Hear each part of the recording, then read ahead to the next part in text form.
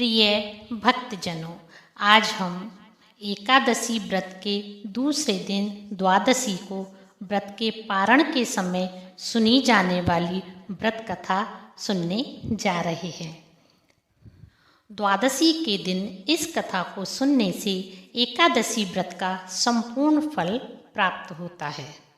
सभी कथा कहानियों के साथ में तुलसी माता की कहानी जरूर सुननी चाहिए। एक बार एक गांव में दो माँ बेटी रहती थीं। बेटी का नाम तुलसी था। वह बहुत ही सुंदर, सुशील, दयावती और गुणवती थी। वह भगवान कृष्ण की परम भक्त थी। एक बार भगवान कृष्ण ने उसकी परीक्षा लेनी चाही तो वे उसके गांव में बांसुरी बेचने वाले बनकर आ गए और जोर जोर से आवाज़ लगाने लगे, बांसुरी ले लो, बांसुरी ले लो। बांसुरी बेचने वाले की आवाज़ सुनकर बेटी ने अपनी माँ से कहा कि माँ, मुझे मेरे प्रभु के लिए बांसुरी लेनी है, मुझे बांसुरी दिलवा दो। तो माँ बोली, बेटी मेरे पास तो पैसे नहीं हैं। बेटी, हमारे पास थोड़ी सी बाजरी पड़ी है, तो एक कटोरी बाजरी देकर बांसुरी खरीद ले। तब तुलसी एक कटोरी बाजरी भरकर बांसुरी वाले के पास गई और बोली, हे बांसुरी वाले, आप बाजरी ले लो और मुझे एक बांसुरी दे दो। तब बांसुरी वाले ने के बेश में भगवान कृष्ण ने बाजरी में फूंक मार दी, तो बाजरी में से फूंस उड़कर तुलसी की आँख में चली गई, जिससे तुलसी जोर जोर से रोने लगी। तभी भगवान कृष्ण वहाँ से अंतर्ध्यान हो गए। थोड़ी देर बाद भगवान कृष्ण वेद जी का वेश बनाकर तुलसी के घर के बाहर आवाज़ लगाने लगे, नाक, कान, आँख, पेट दर्द का इलाज करवा लो, कान का, आँख का, पेट के दर्द का इलाज करवा लो। तभी तुलसी की माँ घर से बाहर आई और वैद्य जी से बोली कि हे वैद्य जी, मेरी बेटी की आँख में फूंस चला गया है, आप उस फूंस को निकाल दीजिए। तब भगवान के रूप में वैद्य जी बोले कि एक शर्त पर मैं तेरी बेटी की आँख में से फूंस निकालूं, तुझे उसके साथ मेरा विवाह करना पड़ेगा।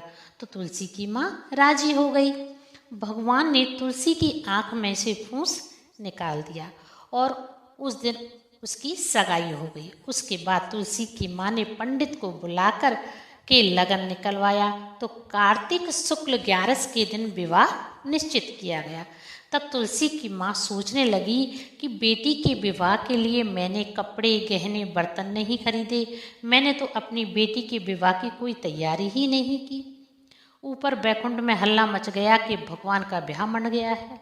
तब तुलसी की माँ सुनार की दुकान पर गई और बोली कि हे सुनार, मेरी बेटी के लिए लौंग, टीका, मंगलसूत्र और पाजेब गढ़ दे। तो सुनार बोला कि बुढ़िया माई, मेरे पास तो समय नहीं है, मैं तो कृष्ण भगवान के गहने गढ़ रहा हूँ। उसके बाद तुलसी की माँ दर्जी के पास गई।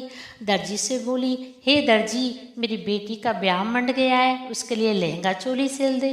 लेकिन दर्जी ने भी इनकार कर दिया। दर्जी बोला, तो बुढ़िया माई देखती नहीं, मेरे कारीगरों को तो सांस लेने तक की फुर्सत नहीं है, हम तो भगवान के ब्याह के जरी के पेचे, साल, दुसाला, पचरंगा जामा सिल रहे हैं। बेचारी बुढ़िया माई उदास होकर मन से हलवाई के पास गई। बोली, हे हलवाई, मेरी बेटी का ब्याह मंड गया है, उसके ब्याह के लिए लड्डू इमरती बना दे। तो उसने भी इनकार कर दिया और बोला कि बुढ़िया माई, तू बहुत गलत समय पर आई है, हम तो भगवान के ब्याह के लड्डू इमरती, जलेबी, कचौरी और 56 प्रकार के भोजन और व्यंजन देसी घी में बना रहे हैं, हमारे पास तो बहुत बड़ा ऑर्डर आया है, तू अपना सामान कहीं और बनवा ले। अंत में तुलसी की माँ लीलगर के पास गई और बोली, हे लीलगर, मेरी बेटी का ब्याह मंड गया है, उसकी चुनरी रंग दे।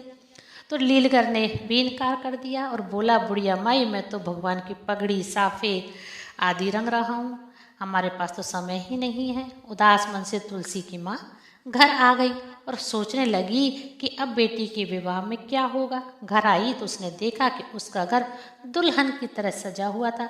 विवाह की तैयारी धूमधाम से हो रही थी। हलवाई बैठे हुए थे, तरह तरह की मिठाइयाँ बना रहे थे और तुलसी ने भी खूब सारे गहने पहन रखे थे। तभी भगवान कृष्ण बारात लेकर पहुंच गए।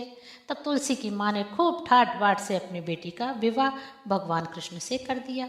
भगवान तुलसी को लेकर द्वारिका आ गए और उसने सात महल में रहने लगे। यह देखकर दूसरी अन्य रानियां चिढ़ने लगी।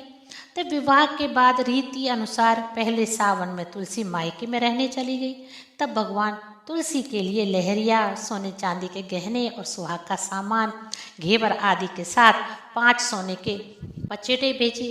तो उन्होंने अपने 2 हंसों को बुला करके कहा कि यह सामान की पोटली तुलसी के मायके में जाकर उसे दे आओ, लेकिन एक बात का ध्यान रखना, यह पोटली तुलसी को ही देना, अन्य किसी को हाथ में नहीं लगनी चाहिए। तब राधा, रुक्मण, सत्यभामा आदि अन्य रानियों को पता चल गया कि प्रभु तुलसी के लिए सामान उसके मायके भिजवा रहे हैं। तो उन्होंने दासी को भेजकर दोनों हंसों को अपने महल में बुलवाया और कहा कि अरे हंसों, इतनी लंबी दूरी की यात्रा कर रहे हो, थोड़े से सच्चे मोती चुग लो और शीतल ठंडा जल पी लो, फिर चले जाना। हंसों की जोड़ी बड़ी ही भोली थी, वे मोती चुगने लग गए। इस बीच उन रानियों ने पोटली में से सारा सामान निकाल लिया और उसमें फटी पुरानी साड़ी और 5 आटे रख दिए। उसके बाद हंस सामान की पोटली लेकर तुलसी जी को दे आए। तुलसी सामान की पोटली देखकर बहुत खुशी हुई। उसने खुशी खुशी पोटली खोली तो उसकी उंगलियों में कांटे चुभ गए, जिससे उसे बहुत पीड़ा हुई। जब सावन मास खत्म हो गया तो भगवान तुलसी जी को लेने पहुंचे।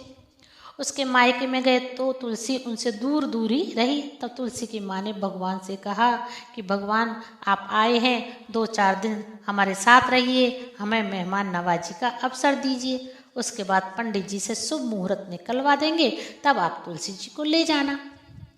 तब भगवान वहीं रहने लगे और शाम को भोजन परोसे समय तुलसी भगवान से नहीं बोली। तब भगवान को शक हुआ कि कोई बात तो जरूर है, तुलसी इतनी नाराज क्यों है, बोल क्यों नहीं रही। तुलसी सुबह शाम भोजन करा समय भगवान के पास बैठ जाती और पंखा झलती रहती, लेकिन ना तो वह उनसे बोलती ना उनकी तरफ देखती। तुलसी भगवान को भोजन में मक्खन और दही जरूर परोस रही थी। तब एक दिन भगवान ने एक योजना बनाई। वे बिल्ली का रूप धारण करके तुलसी के घर का सारा माखन और दही दूध चट कर गए। तब तुलसी मन ही मन सोचने लगी, आज भोजन के समय अपने प्रभु को दही और मक्खन का कहाँ से दूंगी। तभी भगवान कृष्ण ने गुजरी का वेश बनाया और दूध, दही, मक्खन आदि बेचने के लिए तुलसी के घर के नीचे आवाज लगाने लगी, दूध दही मक्खन ले लो, दूध दही मक्खन ले लो। तुलसी ने सुना तो उसने गुजरी को रोका और कहा कि अरे सहेली, मुझे भी दही और मक्खन दे दो। तब गुजरी रूप में भगवान तुलसी को दही और मक्खन देने लगे। भगवान तुलसी से पूछने लगे कि सहेली, आज तुम बड़ी उदास दिख रही हो, हमने सुना है तुम भगवान से भी नाराज हो। तुलसी ने गुजरी से कहा, तुम्हें क्या मतलब, अपना दही मक्खन दो, पैसे लो और यहाँ से जाओ। गुजरी वेश में भगवान तुलसी से बोले, सहेली, मन की बात कहने से मन हल्का हो जाता है। तब तुलसी ने पूरी बात बता दी। सुनते ही भगवान को असली बात समझ में आ गई। भगवान असली रूप में आ गए और तुलसी से बोले कि मैंने तो पोटली में लहरिया, जरी के बेच, सोने के घेवर, गहने और 5 पचेटे भिजवाए थे। उसी समय भगवान ने दोनों हंसों को बुलाया और पूछा कि मैंने सामान की पोटली तुलसी को देने को कहा था, उस दिन तुम रास्ते में कहाँ कहाँ रुके थे। तो हंसों ने भगवान से कहा कि हे प्रभु, हमें तो राधा, रुक्मण और सत्यभामा ने मोती चुगने के लिए रोक लिया था। तब भगवान ने अपनी दिव्य दृष्टि से पता लगाया। तब भगवान उसी समय राधा, रुक्मण, सत्यभामा आदि रानियों के पास उनके महल में गए और पूछने लगे कि आप सब ने ऐसा क्यों किया। तब वे सभी रानियां बोली कि हे प्रभु, आप हमारे पास महल में आते ही नहीं थे, इसलिए हमने ऐसा किया। तब भगवान बोले कि अगर आप हमें प्रेम भाव से याद करके बुलाते तो हम जरूर आते। तब भगवान बोले कि कार्तिक महीना तुलसी को दूंगा, 5 दिन पचतीर्थी राधा रुक्मण को दूंगा और 11 का दिन सत्यभामा को दूंगा। इस तरह भगवान ने सबका मान रखा। हे ईश्वर, जैसे आपने राधा, रुक्मण, सत्यभामा और तुलसी का मान रखा, वैसे हमारा भी रखना। कहानी कहने वाले का, कहानी सुनने वाले का और हुंकारा भरने वाले का। बोलिए सालिग्राम भगवान की जय, बोलिए विष्णु भगवान की जय। आइए सालिग्राम भगवान की एक पवित्र पौराणिक पुण्य देने वाली कथा का श्रवण करते हैं। एक बार एक गांव में एक सदना कसाई अपने वृद्ध माता पिता, पत्नी और बच्चों के साथ रहता था। वह कसाई मांस बेचने का काम करता था, लेकिन साथ ही वह भगवान विष्णु का परम भक्त था। पूरे समय ओम नमो भगवते वासुदेवाय, ओम नमो भगवते वासुदेवाय मंत्र का जाप करता रहता था। तब एक बार की बात है, वह तालाब पर स्नान कर रहा था। तभी उसे वहाँ एक काला चमकीला और गोल पत्थर दिखाई दिया। कसाई को वह पत्थर बहुत अच्छा लगा। वह सोचने लगा, यह पत्थर मेरे पास तोलने के काम आएगा, तो उस पत्थर को लेकर अपनी दुकान पर आ गया। अब कसाई उस पत्थर से मांस तोलने का काम करने लगा। तब उस कसाई ने पाया कि वह पत्थर तो बड़ा ही चमत्कारी है। जब कसाई को 1 किलो मांस तोलना होता तो वह पत्थर 1 किलो का हो जाता। यदि कसाई को आधा किलो मांस तोलना होता तो वह आधा किलो का हो जाता। यह देखकर कसाई के साथ वहां खड़े सभी लोगों को महान आश्चर्य होने लगा। धीरे धीरे उस पत्थर की चर्चा पूरे गांव भर में फैल गई। सभी लोग उस विलक्षण पत्थर को देखकर कसाई की दुकान पर आने लगे। तब एक दिन उस पत्थर की ख्याति काशी पंडित जी ने सुनी। पंडित जी को बड़ी जिज्ञासा हुई कि मुझे उस पत्थर को देखना चाहिए कि भला वह पत्थर अपने आप कम और ज़्यादा कैसे कर लेता है। लेकिन एक कसाई की दुकान पर मैं कैसे जाऊं? मेरे लिए तो उस कसाई की दुकान पर जाना किसी पाप से कम नहीं होगा। लेकिन पंडित जी की जिज्ञासा बढ़ती ही जा रही थी। तब एक दिन पंडित जी ने सोचा कि मैं उस पत्थर को दूर से ही देख लूँगा। तो पंडित जी कसाई की दुकान पर बहुत दूर सामने जाकर खड़े हो गए। जब कसाई ने अपनी दुकान के सामने एक महान पंडित जी को खड़े देखा तो कसाई पंडित जी के पास आया और बोला कि पंडित जी राम राम, आज आपका मेरी दुकान पर कैसे आना हुआ? मैं तो मांस बेचता हूँ, क्या आपको मांस लेना है? यह सुनकर पंडित जी क्रोधित हो गए और बोले कि राम राम, अरे मूर्ख, मैं तो उस पत्थर को देखने आया हूँ जो वजन के अनुसार अपने आप को कम और ज़्यादा कर लेता है। तब कसाई दुकान पर आया और उस पत्थर को उठाकर पंडित जी को दिखाने लगा। पत्थर को देखते ही पंडित जी नाराज हो गए और क्रोधित होते हुए बोले, अरे पापी दुष्ट, तूने घोर पाप किया। यह पत्थर नहीं, यह तो सालिग्राम भगवान है। तूने सालिग्राम भगवान को मांस के पास रखा और तू सालिग्राम भगवान से मांस तोल रहा है। तेरे परिवार को नरक भोगना पड़ेगा। यह सुनकर कसाई दुखी हो गया। वह हाथ जोड़कर पंडित जी के चरणों में गिर पड़ा और बोला कि हे पंडित जी महाराज, मुझे माफ़ कर दीजिए, मुझे नहीं मालूम था ये सालिग्राम भगवान है। हे पंडित जी महाराज, अब आप इन सालिग्राम भगवान को अपने साथ ले जाइए, क्योंकि मैं तो एक कसाई हूँ। मेरा रोजगार मांस बेचने का ही है। यही मेरी आजीविका का साधन है। इसी से मेरे परिवार की रोजी रोटी चलती है।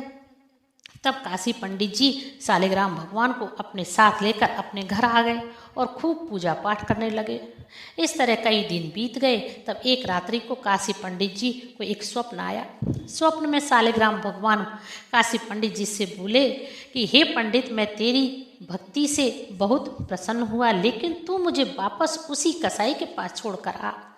पंडित जी स्वप्न में ही बोले, हे ईश्वर, लेकिन वह तो एक कसाई है और आप मांस बेचने का काम करता है। भला आपको उस अपवित्र स्थान पर मैं कैसे छोड़कर आ सकता हूँ? तो सालिग्राम भगवान स्वप्न में ही पंडित से बोले कि हे पंडित, माना कि वह कसाई है, मांस बेचने का काम करता है, लेकिन वह मेरा परम भक्त है। मैं उसका उद्धार करना चाहता हूँ, इसलिए तुम कल ही मुझे उसके पास छोड़कर आना। स्वप्न में ही काशी पंडित ने कहा कि हे प्रभु, जैसी आपकी इच्छा। दूसरे दिन काशी पंडित जी सोकर उठे तो उन्हें रात्रि के स्वप्न वाली बात याद आई। वे उसी समय सालिग्राम भगवान को लेकर कसाई की दुकान पर पहुँचे। कसाई को स्वप्न वाली पूरी बात बताई। उसी समय उस कसाई ने मन में निश्चय कर लिया कि आज से मैं मांस नहीं बेचूंगा, लेकिन रुई बेचने का काम करूंगा, चाहे इससे मुझे और मेरे परिवार को भूखा ही क्यों न रहना पड़े। इसके बाद कसाई रुई धुने और रजाई गद्दे और तकिया बनाने का काम करने लगा। अब वह पूरे रोज भक्ति भाव से सालिग्राम भगवान की पूजा करने लगा। सालिग्राम भगवान ने उसके अब तक के किए हुए जीव हत्या जैसे घिनौने पाप को धो दिया। सालिग्राम भगवान जैसे आप कसाई की सेवा पूजा से प्रसन्न हुए, वैसे सबसे होना। एक बार एक गांव में एक बुढ़िया माई रहती थी। उस बुढ़िया माई ने एक बार एकादशी का निर्जला व्रत रखने का निश्चय किया। उस बुढ़िया माई ने बुढ़ापे में पहली बार निर्जला एकादशी का उपवास रखा। उसे यह नहीं मालूम था कि निर्जला का उपवास करने से क्या परेशानियां आएंगी। इस बात से अनजान बुढ़िया माई ने अपने पुत्र और पोतों के लिए एकादशी का निर्जला उपवास करने का इरादा किया और बड़ा ही कठोर मन करके उसने भूख प्यास को रोककर लक्ष्मी नारायण भगवान की पूजा की। पंडित जी को मिट्टी के पात्र में जल भरकर ऋतु फल दान में दिए। दोना भरकर बूरा शक्कर आम दक्षिणा के 11 रुपये रखकर दान में दिए और वहीं बैठकर पंडित जी से एकादशी की व्रत की कथा सुनी। एकादशी व्रत वाले दिन गर्मी बहुत अधिक थी। बुढ़िया माई को बहुत बेचैनी हो रही थी। इस कारण बुढ़िया माई बहुत देर तक पानी में पड़ी रही। बार बार पानी के कुल्ला करती, मुंह धोती रही, हाथ पांव को गीला करती रही, कहीं थोड़ा उसे सुकून मिले। ऐसा करते करते दोपहर हो गई। दोपहर में बहुत तेज धूप पड़ रही थी। बुढ़िया माई को बार बार मुख सूख रहा था, गला सूख रहा था, होठ पर फेफड़ी आ गई। बुढ़िया माई का मन बेचैन होने लगा। एक तो बुढ़ापा, दूसरा यह भयंकर गर्मी। बुढ़ापे की स्थिति तो कुछ ऐसी ही होती है। बड़ी मुश्किल से दोपहर हुई। बुढ़िया माई मन ही मन सोचने लगी, किसी तरह से दोपहर तो आ गई, शाम और रात कैसे निकलेगी। इस तरह सोचते सोचते पूरी दोपहर निकल गई। तभी संध्या का समय हो गया। बुढ़िया माई ने दोबारा फिर से विष्णु भगवान नारायण भगवान की पूजा की, तुलसी के पौधे में दिया बाती की, भगवान विष्णु की आरती की और एकादशी माता से विनती करने लगी, हे एकादशी माता, मुझे मेरी एकादशी व्रत का पूरा व्रत करने में मेरी मदद करना। सायंकाल के बाद बुढ़िया माई को बहुत कमजोरी महसूस होने लगी तो वह खटिया पर आकर लेट गई और बार बार करवट बदलने लगी। कभी खटिया से उठ जाती और कमरे में दालान में टहलने लगती, कभी कमरे से बाहर आ जाती, कभी भीतर आती। उसे कहीं भी शांति नहीं मिल रही थी। बुढ़िया माई खटिया पर पड़ी पड़ी एकादशी माता को याद करती रही और एकादशी माता से विनती करती रही, हे एकादशी माता, मेरी लाज रखना, आप मुझे इतनी शक्ति देना कि मैं इस व्रत को भली भांति पूरा कर सकूं और यह पहाड़ जैसी रात में शांतिपूर्वक बिता सकूं। प्यास के कारण बुढ़िया माई की स्थिति खराब होती जा रही थी। उसने धैर्य रखने का बहुत प्रयत्न किया, किंतु सहनशीलता की सीमा बर्दाश्त से बाहर होती जा रही थी। तभी बुढ़िया माई जोर जोर से चिल्लाने लगी, बचाओ बचाओ। बुढ़िया माई का चिल्लाना सुनकर परिवार के सभी स्त्री पुरुष पड़ोसी वहां एकत्रित हो गए। कहीं बुढ़िया माई मर तो नहीं रही। सभी परिवार वाले, बेटा, बहू और पड़ोस बुढ़िया माँ की खाट के पास आकर पूछने लगे, अम्मा क्या हुआ, आप क्यों चिल्ला रहे हो, क्या आपने कोई बुरा सपना देख लिया है। तब बुढ़िया माई के बड़े बेटे की बहू बोली कि आज पहली बार अम्मा ने निर्जला एकादशी का उपवास रखा है। सभी ने बुढ़िया माई से कहा कि अम्मा जी, बुढ़ापे में यह कठिन व्रत आपने क्यों रखा है। अम्मा जी की शक्ति से ही भक्ति होती है, जितनी शक्ति हो उतनी भक्ति करनी चाहिए। बेटा, बहू और पड़ोसियों के ताने सुनकर बुढ़िया माई उनसे बोली, अरे मेरे तो प्राण निकल रहे हैं, तुम्हें मजाक और ताने सूझ रहे हैं, कोई मेरी छाती पर ठंडे पानी का घड़ा रख दो। तब बुढ़िया माई की एक पोती ने दादी की छाती पर ठंडे पानी का पात्र रख दिया। तब कहीं जाकर बुढ़िया माई को थोड़ा सा आराम मिला। थोड़ी देर के लिए बुढ़िया माई ने आंखें बंद कर ली और एकादशी माता से विनती कर रही थी। ऊपर बैकुंठ में एकादशी माता ने सोचा कि यह बुढ़िया अम्मा तो बड़े ही कठोर मन की निकली, मुझे इसकी परीक्षा लेनी चाहिए। तब एकादशी माता ने मुर्गा का रूप धारण किया और बुढ़िया माई के घर के बाहर अर्धरात्रि को मुर्गा बनकर ढेर लगाने लगी। मुर्गे की आवाज़ सुनकर बुढ़िया माई जल्दी से उठकर बाहर जाकर आसमान की ओर देखने लगी, किंतु आसमान में उसे कहीं भी ध्रुव तारा दिखाई नहीं दिया। बुढ़िया माई सोचने लगी, यह मुर्गा क्यों और कैसे इतनी जल्दी से ढेर लगा रहा है, अब जबकि अभी तक तो सुबह नहीं हुई है। बुढ़िया माई को प्यास तो लग रही थी, थोड़ा बहुत उसका मन पानी पीने के लिए विचलित होने लगा। लेकिन तभी बुढ़िया माई के मन में दृढ़ निश्चय आया और कि चाहे कुछ भी हो जाए, चाहे मेरे प्राण ही क्यों ना निकल जाए, लेकिन मैं एकादशी का व्रत तो पूरा करके ही रहूंगी। यह सोचकर बुढ़िया माई फिर से खटिया पर सीधी होकर लेट गई। थोड़ी देर के बाद फिर से एकादशी माता ने बुढ़िया माई की फिर से परीक्षा लेनी चाहिए।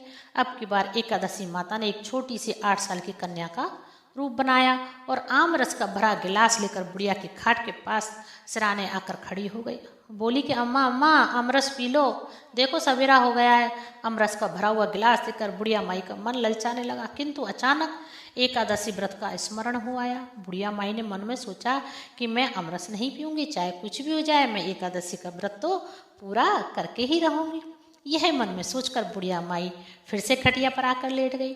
थोड़ी देर बाद बुढ़िया माई को ऐसे लगा कि किसी ने उसे पानी के कुएं में पटक दिया। वह बड़ी देर तक उस कुएं में हाथ पांव चलाती रही, किंतु बुढ़िया माई ने अपने मुंह में पानी की एक बूंद तक नहीं जाने दी। उसने अपने मुंह को कस के बंद कर लिया और दृढ़तापूर्वक अपने व्रत का पालन करती रही। थोड़ी देर में जाने क्या कहाँ से उसके सामने आग जलने लगी, जिससे उसको भारी गर्मी लगने लगी। बुढ़िया माई को प्यास और गर्मी के कारण प्राण निकलने लगे, लेकिन बुढ़िया माई का व्रत के प्रति दृढ़ निश्चय लग रहा। तभी वह नींद से जाग गई। उसने देखा, अरे मैं तो स्वप्न देख रही थी। वह मन ही मन मुस्कुराने लगी। वह खटिया से उठी, कमरे से बाहर आकर घर का दरवाजा खोल के बाहर देखने लगी तो उसने देखा सवेरा होने वाला है। यह सोचकर वह शांतिपूर्वक इधर उधर घूमने लगी। एकादशी माता यह बात अच्छी तरह से समझ गई कि बुढ़िया माई किसी भी प्रकार से अपने एकादशी व्रत को टूटने नहीं देगी। वह अपने सत्य व्रत को पूरा करके ही रहेगी। उसके बाद बुढ़िया माई ने स्नान किया, विष्णु भगवान का पूजन किया, आरती की, एक पंडित को बुलाकर एकादशी के व्रत के पारण की कथा सुनी, एक ब्राह्मण जोड़ा जोड़ी और 8 छोटी छोटी कन्याओं को बुलाकर उन्हें खीर पूड़ी सब्जी खिलाई, दक्षिणा के रुपए देकर उन्हें विदा किया। उसके बाद बुढ़िया माई ने सम व्रत का पारण किया। एकादशी के व्रत के प्रताप से बुढ़िया माई का घर धन धान्य से भर गया। उसके बेटे पोतों को अच्छी नौकरियां मिल गईं, पोते पोतियों को अच्छे घरों में विवाह हो गया। बुढ़िया माई अब 12 मासी एकादशी के व्रत करने लगी। एकादशी माता के प्रभाव से वह इस संसार के समस्त सुख भोग कर मरने के बाद वैकुंठ धाम को चली गई। हे एकादशी माता, जैसे आपने बुढ़िया माई और उसके परिवार को सारे सुख वैभव संपदा दिए, वैसे ही कहानी सुनने वाले को, कहानी कहने वाले को और हुंकारा भरने वाले को भी देना। बोलो श्री नारायण भगवान की जय। श्रीमन्नारायण नारायण हरि हरि, श्रीमन्नारायण नारायण हरि हरि।